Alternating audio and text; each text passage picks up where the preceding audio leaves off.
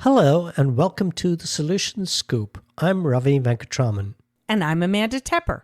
Ravi and I are co-founders of the Chestnut Solutions Institute, an independent forum dedicated to advancing the future of the investment solutions industry.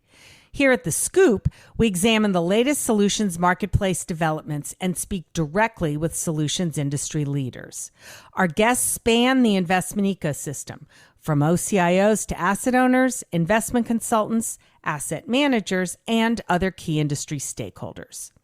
These conversations are an important part of the Institute's mission to improve transparency and help establish standards and best practices across the solutions industry by educating asset owners, providers, and all other industry stakeholders.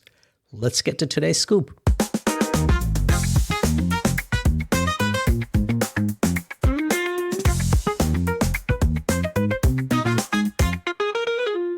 I'm your host, Ravi Venkataraman, and in this inaugural podcast episode, originally recorded as a webinar in partnership with Pension and Investments, I moderate a masterclass discussion with Dan Farley from State Street Global Advisors, Jen Kruse from Mercer, and Lisa Shallet from Morgan Stanley about all things investment solutions.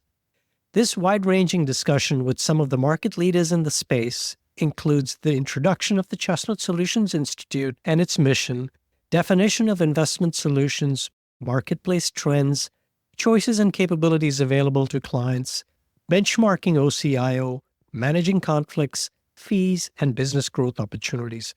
Thanks for tuning in. We're probably no strangers to the growth phenomena that we're experiencing in the global OCIO asset space. The OCIO industry has been growing leaps and bounds over the last several years, and Chestnut forecasts that this growth is going to continue in double digits. So why is that? Where is the growth coming from? It's coming from two different areas. One is increased penetration with mature existing market segments like DB and E&F that's been around for a while.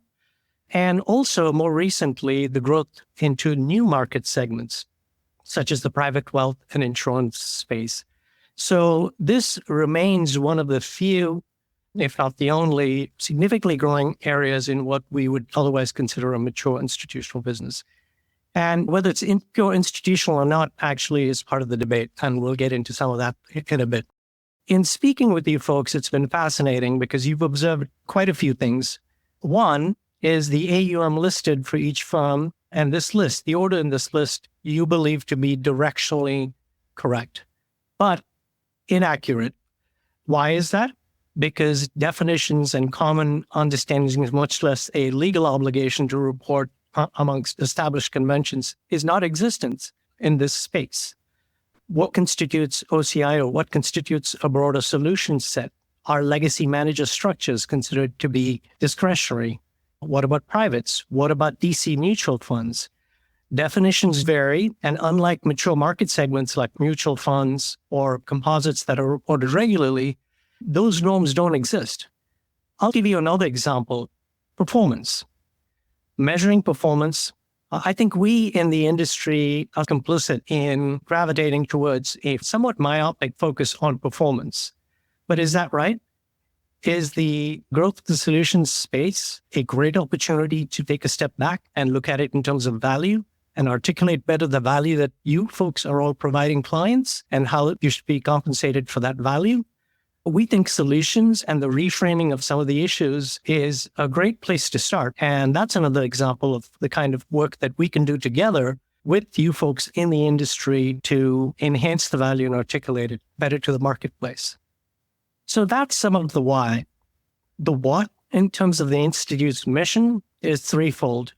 First, we aim to educate the marketplace and investors about the solutions industry, much like we're doing today. Second, to help establish and promote higher ethical operating standards, best practices, and norms. And finally, promote a fair and level playing field by enhancing the transparency and, very importantly, a more holistic measurement of client outcomes, performance, and value. So that's our mission. And how do we plan to do that? Primarily through thought leadership and research. Examples would be surveys and proprietary analysis. In fact, our first survey is going to be out in the field in the next couple of weeks. Getting together in peer-to-peer forums, and really have some of the best ideas come forth. And finally, then communicate it, much as like we're doing today. If we can do those three things, it's going to be a win-win for everybody. It's going to be a win for buyers, most importantly, in terms of the value, because it is tremendously valuable, which is why it's been successful, the growth of solutions in OCIO. And obviously, from a provider standpoint, capitalize on a very fast-growing space. And with that, I will turn to our panelists for the first question. Question is, how do you think about the choices clients have when it comes to discretionary investment services and other solutions available today? And maybe we'll have Jen take that one.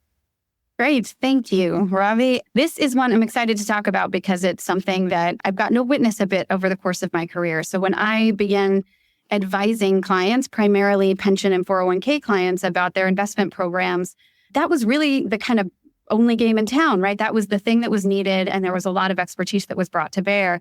What we're seeing over time is an awareness in the industry, not just of a kind of a deepening understanding of what it is that folks need today. So do they need the tools? Do they have the experience in-house to make a lot of decisions themselves?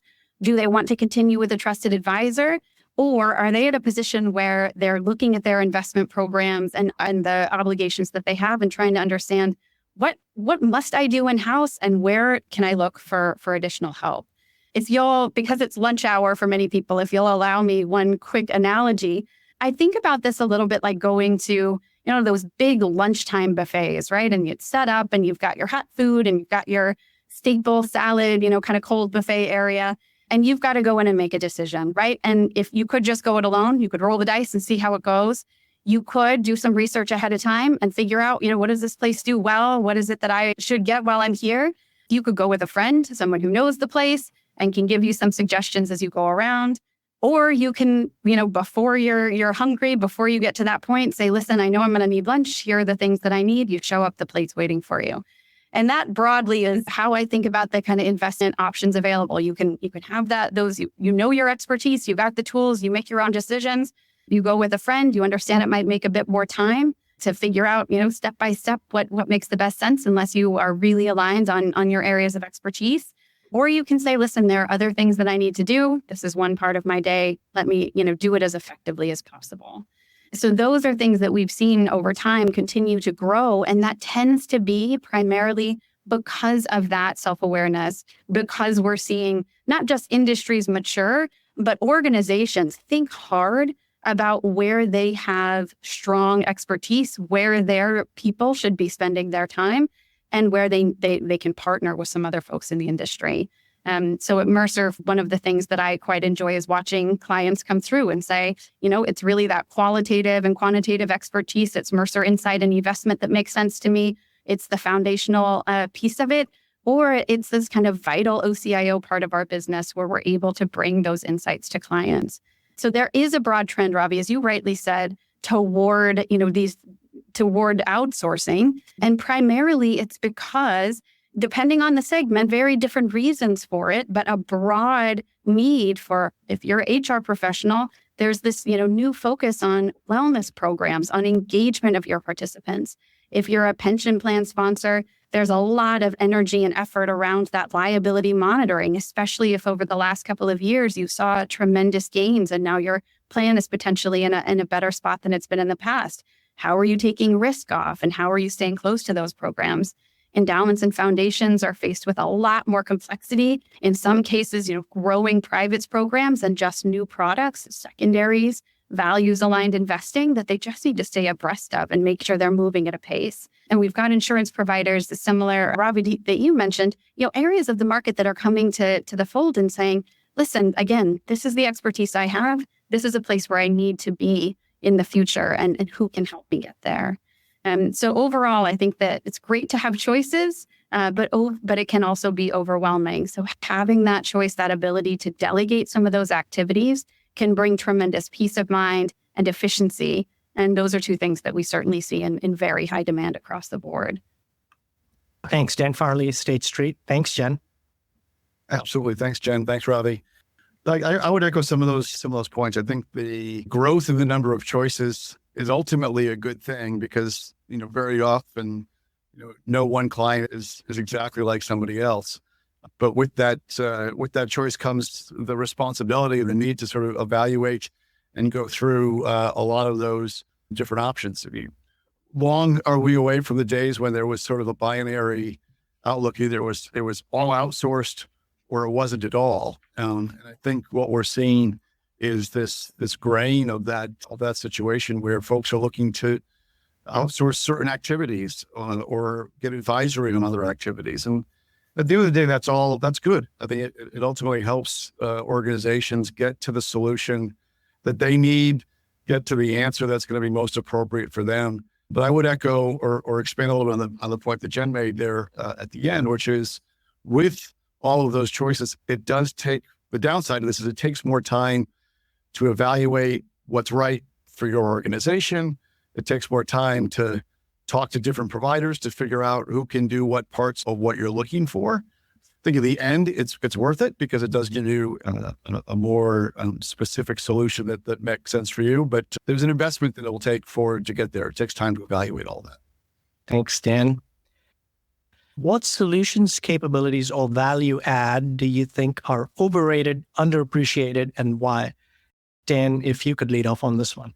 Yeah, this is a tricky one because I think this is like trying to pick your favorite child. Like these are all important things on this list as we go through. I think on the overrated one, the one I sort of gravitated towards was this idea about portfolio customization, and not that in general you shouldn't be thinking about what are things that differentiate and taking the time to customize where appropriate.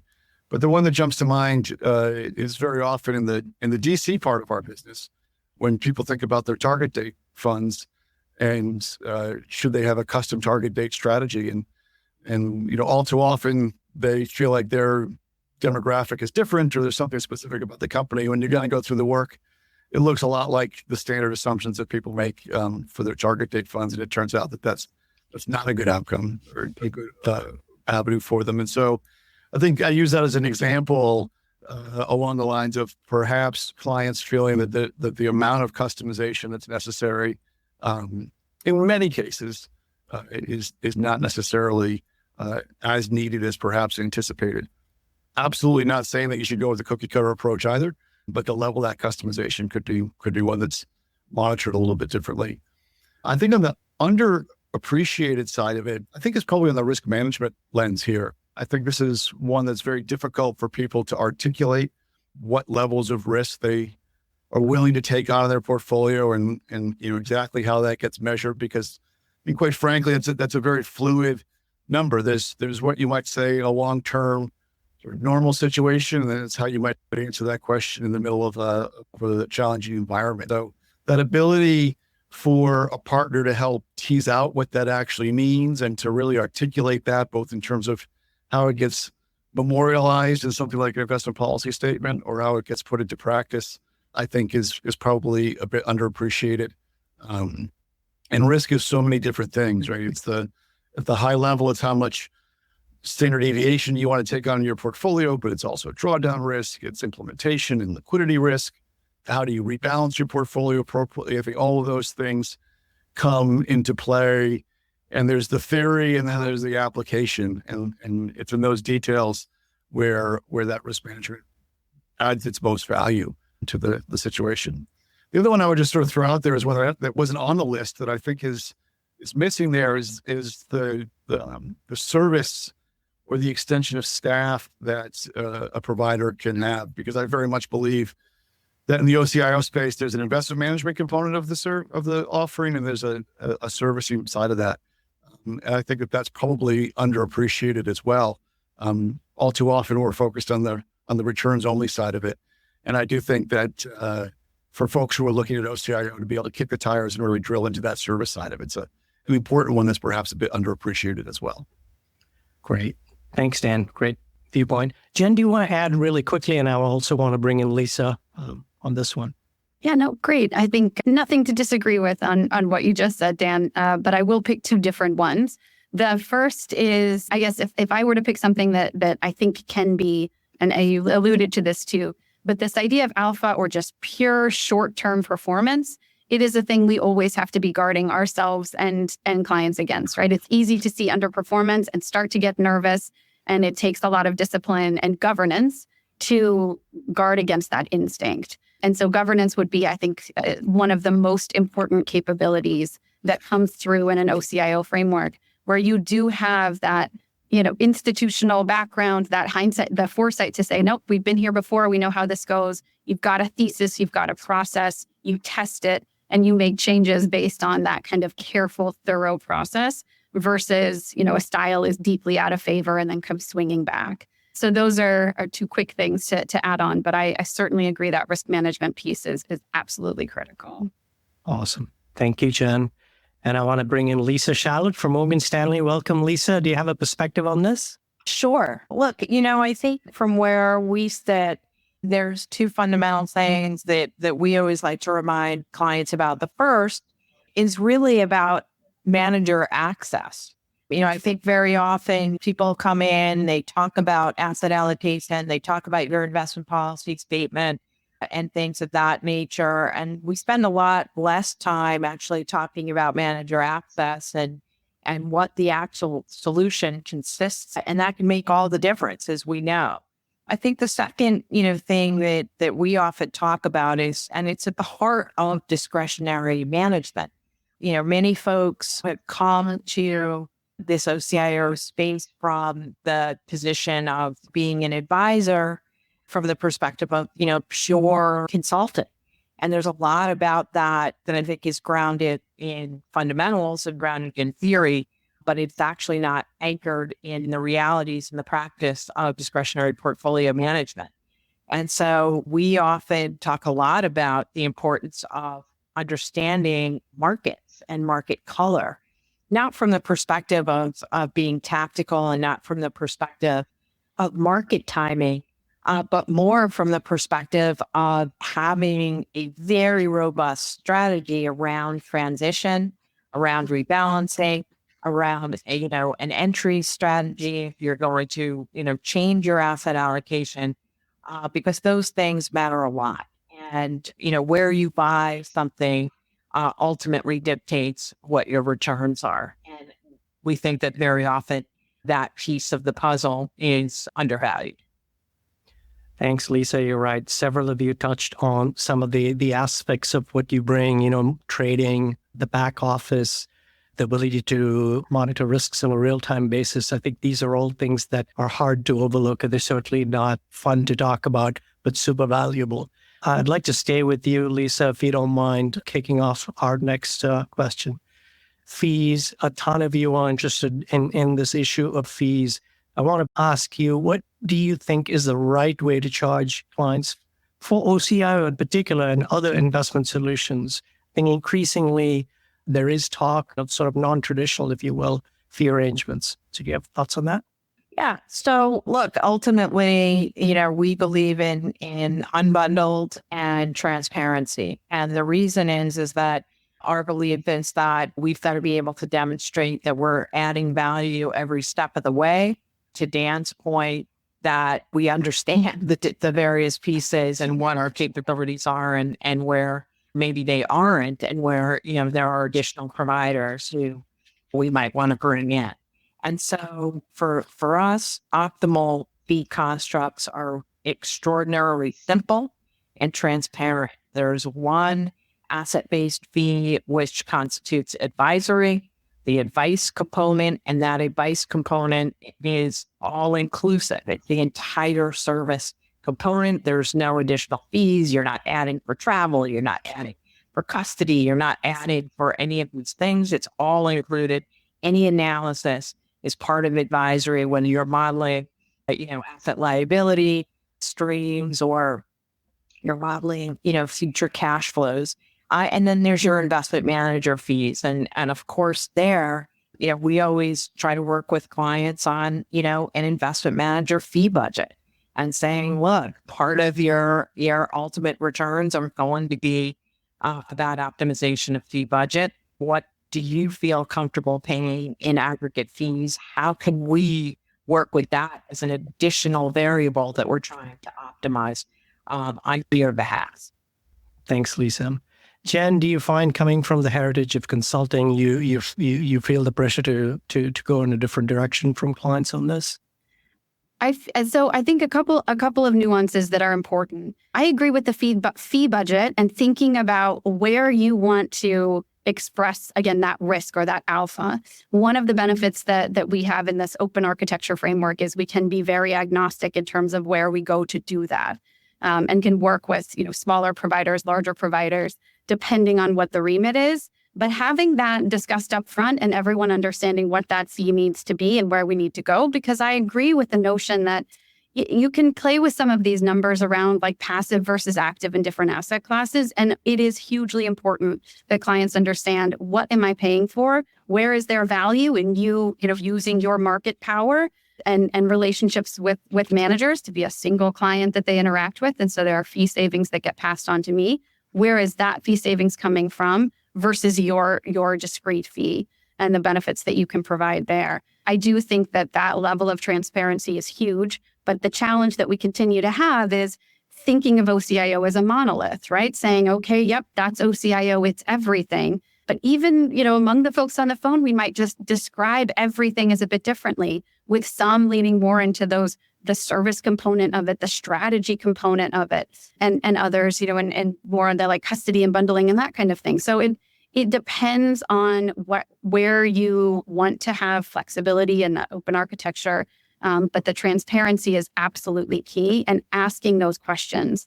We are seeing this move toward more, I don't know if all-in-cart pricing is the thing, but do you need these services, right? Like if we're saying, here's the all-in fee, coming to clients and saying, is this something that is valuable to you? And if not, let's don't have you paying for it. So I think that's part of the direction that I see things going from a transparency standpoint as well. The next question up here is probably the least favorite for all of you. Is there a model that's free from conflicts? And if there isn't, how do you manage conflicts? Dan? Yeah, absolutely. So look, I think it's a tricky topic, but I think, quite frankly, it's one that we all just need to lean into, because I'd say that there is no model that's going to be 100% free of any kind of conflict, and so we just need to understand that and manage it. And so, I think that is very much starts and ends with making sure that you have complete transparency and communication around what are the actual conflicts of interest and what are the potential ones, and making sure that there's full discussion around that with the client, and that they understand it, and that's even to the point in some cases where you sort of list a registry of what those conflicts are, and make sure that that's regularly checked, so that they have the opportunity to be looking at it from their own governance perspective as we go on there. So I don't think it's ever going to be zero, but I do think it could be something to be managed. And I think that last conversation that we just had around fees is probably amongst one of the best checks and balances that you've got there, in terms of being very clear about what is and what isn't included in given very different fee structures that are out there.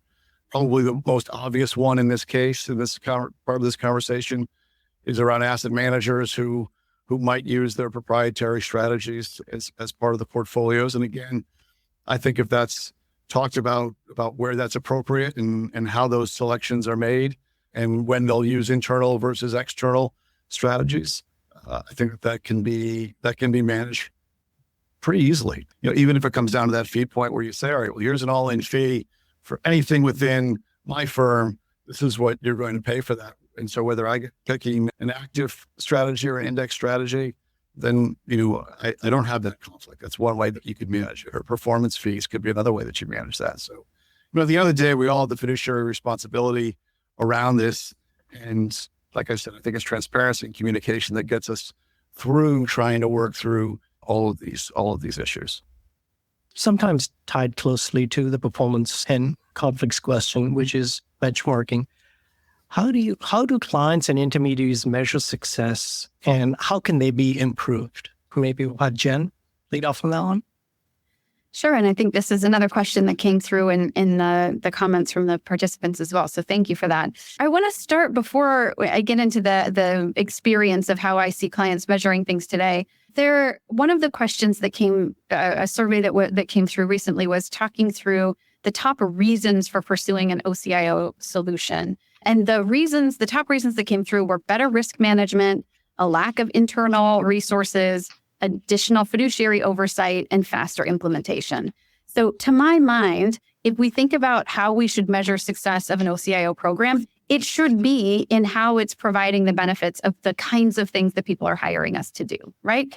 So that's certainly performance matters, and certainly alpha matters, and certainly picking good managers and the market timing and having that discipline matters tremendously. But that risk management, and Dan hit on at the beginning, is a huge one. To me, that's systems and processes, but it's also governance, right? It's also effective decision-making to make sure that you're managing your fiduciary. So that gets to be a lot of process, right? Again, not super fun things to talk about, but it gets to checklists and monitoring. And here's, the frequency with which you do things. Have you done them? Are you meeting with, in our case, are you meeting with your managers on a monthly basis and making sure that you understand, the performance in the markets and how you're positioned within that?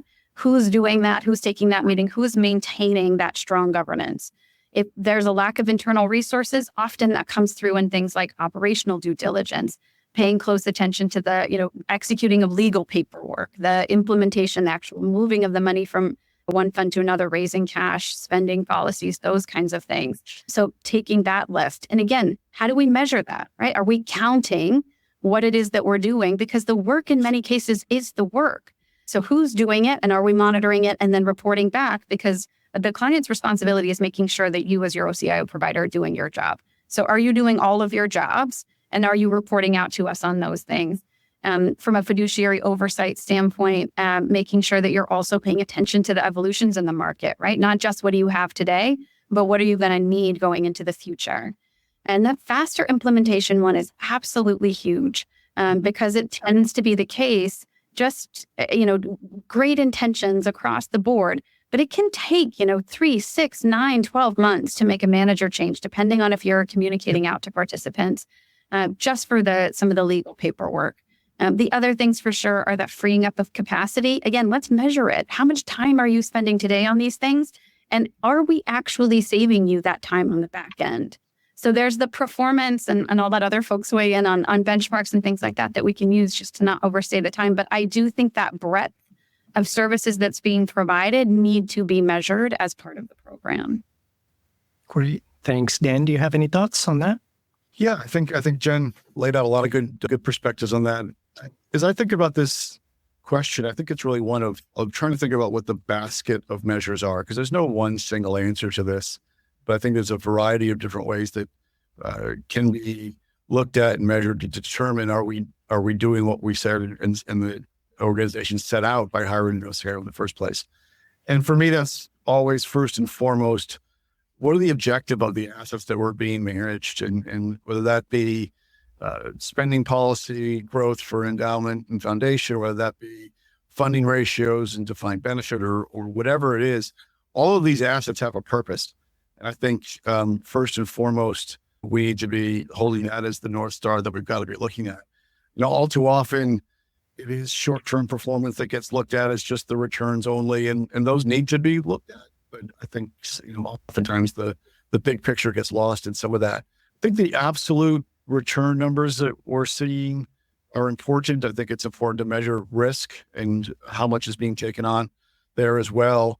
I've got a little less time for some of the pure relative numbers. I sit on an investment committee myself, and, to look at the return of our endowment versus somebody down the street, interesting, but does that actually speak at all to whether we were successful or not in meeting the objectives for the university? And so, I think that's the kind of thing that we need to be looking at. There definitely has been some improvements in some of those peer indices or peer databases that are out there, but there's probably more work to be done. And then I guess the last thing I would just say, it sort of echoes a little bit what Jen was talking about. I think this client satisfaction scores catches a lot of things in that, because different people in an organization will be satisfied by different activities. But I do think, as I said before, that OCIO is both an investment and a service offering, and we need to measure both, and making sure that we're looking at that and talking about that as much as we talk about investment performance is super important. Great perspective. Lisa, did you want to add anything on this point? No, No, I mean, I think it's been covered. I agree, with the points that Dan made. I think, and that is that it's not just about performance. It's about performance vis-a-vis, stated goals and performance vis-a-vis assumed risk. Clearly, I'm hearing the desire is there, and even working with asset owners, I think they get it. But legacy, just the way the whole machine from, the way you manage money to compensation to the way you evaluate it, unfortunately, industry has worked itself in a little bit of a short-term sort of cyclical. I think the work we're going to try to do is there a better way? Is there a more holistic framework? Is there a more balanced scorecard? And certainly, as you said, there are new benchmarks coming out and peer groups as well. So I think that's it for our planned questions. There are a number of questions that have come through the chat. There are a couple that I'm going to combine, which has to do with business development. Lisa, I was wondering if you could go on this, given Morgan Stanley's got an interesting business mix. Could you offer thoughts on where there may be business development opportunities in this space, whether it's, non-US, and if so, what parts of the non-US markets or even within the US, other emerging market segments? Sure. I mean, look, the business of true outsourcing and discretionary money management, as you said in your opening statements, Ravi, is truly nascent. I mean, it's a double-digit growth business at this point. And, there's opportunities in every traditional business segment here in the U.S., whether it's the DBDC spaces, whether it's foundations, endowments, whether it's, even ultra high net worth clients and family offices that we're seeing, which are a whole other animal. But when we look globally, the U.S. probably in many ways is leading in this regard. And, we're starting to see, demand coming out of, some Britain in particular in the UK and with some of the core of the EU in Europe. But beyond that, when we, look to Asia, where we look to Japan, many of, the key business segments are still probably a decade behind in terms of utilizing, very traditional consulting models. Dan, you've got a global, all three of you have global businesses, but maybe Dan, do you have a thought on this? Yeah, I would agree with Lisa there in terms of where they are, though. I would say sort of parts of Europe and even the UK are probably in some respects ahead of the US in terms of this fiduciary model. There's a lot of consolidation there. So clearly a lot of demand for those services, but probably a pretty well entrenched set of competitors in those marketplaces. I do think it's interesting if you look at some places in Asia, Japan, as Lisa mentioned, Korea, parts of the Middle East, we're seeing a lot of increased interest in those areas. What I find particularly interesting is that you'll get the phone call and saying someone's looking for an OCIO. You really need to unpack what they mean by that, because in some cases it's a fully delegated solution, and in some cases it's asset allocation with open architecture, or maybe give me a model portfolio. So it really is. It's good to get the phone call, but then it takes a little bit of time to figure out exactly what you're talking about. But I think those would be some markets that we definitely are seeing some increased demand in. The only thing I would add to that is back to the point that Dan made early on, which is the way in which folks delegate, could just be a single remit, right? And so the world of alternatives, I think, does change depending on the market, right? But where can we have some oversight into these more labor-intensive, more detailed types of asset classes? There, I think that answer can be different in different geographies. If you're not talking about the whole, kind of whole kit and caboodle OCIO, as we would think about like a custom strategy, custom lineup, custom managers. I do think this concept of model portfolios too for smaller asset pools tends to be an area of entry in some parts of Asia that we see as well, where it's, give me your best thinking in a more digestible format than just, you can build it for me. Maybe a 2 or 3 part question here. And that's about, this, it's been called a cottage industry of OCIO consultants that really has come up in the last few years. The question is, how do you work with OCIO search consultants? Maybe if you feel comfortable sharing how much of your business comes through search consultants, and is the process different? Is what you do with them different than, it would otherwise be. Maybe Jen, you want to take that one? Yeah. Yeah, so I think the question that came through, it had alluded to my answer as well, which is, do you treat them like it kind of consultant relations, investor relations kinds of folks? And at Mercer, we do, right? So we've got dedicated folks who are in charge of making sure that the third-party evaluators understand who we are, what we do, where we're making investments, where we're, attracting talent, those kinds of things, all of which are important from a new business standpoint. I would say that we work with them the way that they want us to work with them. I think, depending on different segments, different third-party evaluators tend to focus, and they tend to have, you talk about the Chestnut Group is having this, deep research focus. So some of them are more that side of it, some of them more on the service side. So we do try to make sure we understand where they're coming from. But I agree that's something that we are seeing more of. It's not the majority of our business that's coming through third-party evaluators, but I would say it's an increasing, and certainly the kind of shape of that increase seems to be going at a rapid speed. I might just wait to say, I think we're seeing it more at that sort of mid or smaller end of the marketplace, where they're looking that they really need the help to kind of go through that evaluation process. It's sort of like the comment I made earlier. There's so much that falls under this umbrella. There's so much choice that if you don't really know how to navigate it, it could really be an overwhelming process. And so I think that they're definitely adding value from that concept. And like Jen, I think increasingly we're seeing more and more demand from that side of it. Higher up in market, less so, but definitely in that mid-market space. There's a lot of interest in benchmarking. The question is, if someone came to you with a multi-asset OCIO mandate and asked for your benchmark recommendation, how might you respond? And where does that typically lead to? Custom benchmarks, these emerging public benchmarks? How do you tackle that? I think it's a little bit like I was talking about earlier. I think it's a question of multiple different benchmarks that you want to come up with. One is objective based. What are you trying to do with these assets? I think ultimately, because the asset allocation mix is going to be designed for that client, the actual monthly, quarterly, annual numbers are going to be against a bespoke benchmark that makes up that's representative of their portfolio mix. And so that's part of it. We have started to have more conversations, and interestingly, back to the last question, with some of the search consultants that might be comparing us to some of the upstarts and some of the new published benchmarks that are out there. We haven't had any clients yet that are making that part of the official reporting statements that they've got. So that'll be an interesting one to watch as we go forward.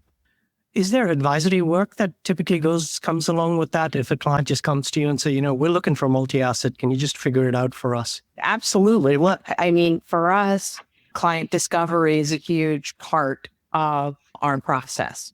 And, I think building up what Dan said, this is very much about what are you really trying to achieve?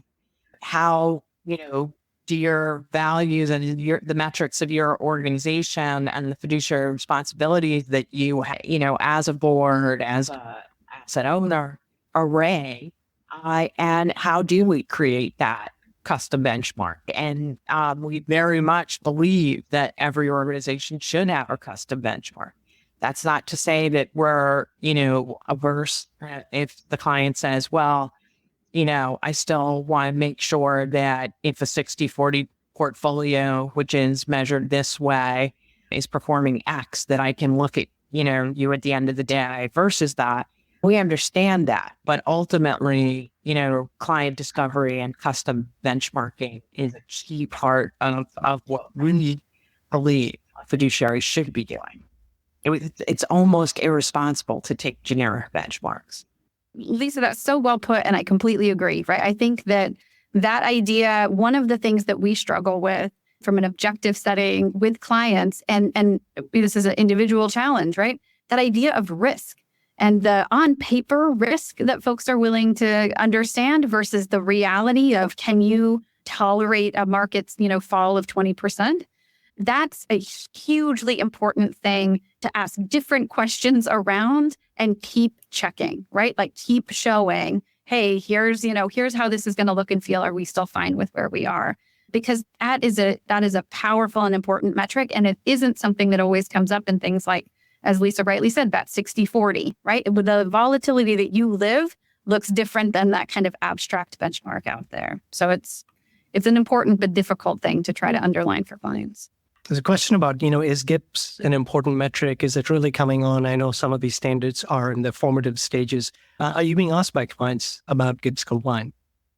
We are not being asked. We are GIPS compliant. I think that's a direction that we expect.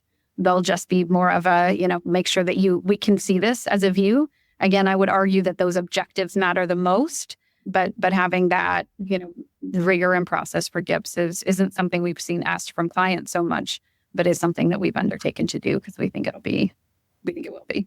Question about fees, and do you see different fee structures in the DB realm versus the DC realm? Maybe Dan, since you're in all those businesses.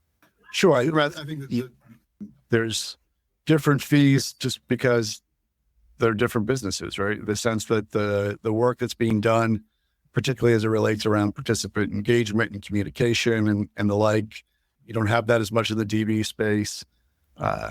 Generally speaking, you find a DC tends to be a bit more fund-driven and scalable. So that has a different concept to it. So I think, you've got the overall OCIO fee that might come into play with that.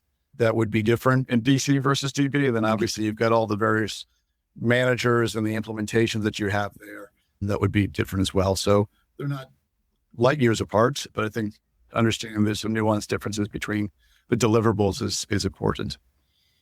I think today that we're there within Morgan Stanley. I think we have very good governance. I think we have good definitions of who's doing what to whom, of what our value prop is, and how we present ourselves to clients. So it's not an easy journey. This has been, a business, again, that has grown up out of organic market need. And participants are coming at it from, very different perspectives, whether they were, individual providers, whether they were traditional consultants, whether they were asset managers, or, whether they were, wealth managers such as Morgan Stanley. But I do think, at least for us, I think it's been a 15-year, 20-year journey. But I think we have a definition that we're very comfortable with today. Maybe, Jen, I'll press on you for last comment on this, because I'm sure, again, with the consulting business as well, side by side with the OCIO business, there's many shades of gray that you deal with. Do you folks have absolute clarity on this, or is it something we all need to continue to work on? I'll give you the consulting answer that there is. It depends. And so in some cases, what Lisa described, we do have, right? There are some offerings that it's super clear. Here's where we have discretion. Everyone's clear at the outset of what that is, where we have a continued dialogue with clients. And some of this is the nature of how we grew up. And as Lisa rightly points out, it has been very organic. This is clients coming to us to say, can you please do more for me, right? So it was that asking for help. I think because of that, there's been a lot of continuous dialogue around where we have discretion versus where we want to inform versus where, our clients might want to have a view. So the tighter we can get on all of those things, and this is, lived experience, devil in the details kind of stuff, right? The liquidity profile matters a lot, right? So you might have discretion to go anything that's, liquid, but if you're going to tie something up in something illiquid, do you have discretion there, right? So some of this we are getting clarity on. It's, lived experience around, all right, what's in and what's out of scope? Where do we need to come to you and say, here's best thinking. Here's a new product that we couldn't have thought about when we contracted with you, 5-10 years ago. Where should this fit in our remit? Because what we don't want ever is our clients to feel surprised, right? So they're downside surprise, right? Like off what we're measuring against. So that's something that I think the more that does become a dialogue, and then it's a documented, right? One of the things that we've done since time and will continue to do is a level of customization. So there's definitely clarity of scope and things that are a bit more bundled. And then where it's custom, it's just that governance process. Let's document it. Let's make sure we're very clear so that we know what to expect from each other. Thank you, Jen. And with that, I'm going to call it on the Q&A. I just want to say a huge thank you for such interesting, diverse perspectives, lived experience, Jen. I love that. that term, and you guys have so much to add. And I'm also not only thankful for your participation in this event, but we're really looking forward to working with you folks in the Institute. And I think you're going to be terrific people to help us to guide this effort. So thank you again. And I want to thank the audience for tuning in. Terrific questions. I think we got to most, if not all of them. But let me turn this now back over to Nikki for some closing thoughts. Thank you so much, Ravi. And again, thank you to the audience for joining us and for all of your great questions. Again, a huge thank you to Dan, Jen, Lisa, and Ravi for a really great discussion on investment solutions and OCIO. I really hope it provided some clarity and food for thought for those of you who are joining us for the webinar. In my perspective, the panel hit on several of the common themes that we here investors are grappling with today, including increasing complexity, fee transparency, benchmarking measurement, and the need for strong alignment and communication with their partners and solutions providers. So we look forward to continuing the dialogue, keeping it going in an effort to continue improving outcomes for institutional investors and their constituents, which I think is the goal of everyone here. And also a special thanks to the Chestnut Solutions Institute for putting the discussion together and embarking on further research to continue to move this conversation forward for the market. We look forward to seeing that, and thank you all for joining us today. Chestnut Advisory Group is a boutique, practitioner-led management consulting firm dedicated to asset managers and investment solutions providers. In addition to the Chestnut Solutions Institute, our advisory practice areas include distribution strategy, M&A support, go-to-market, and implementation and coaching services. This podcast is owned and produced by the Chestnut Solutions Institute. If you like this content and would like to access more insights, webinars, and podcasts, please check out our website, chestnutadvisory.com.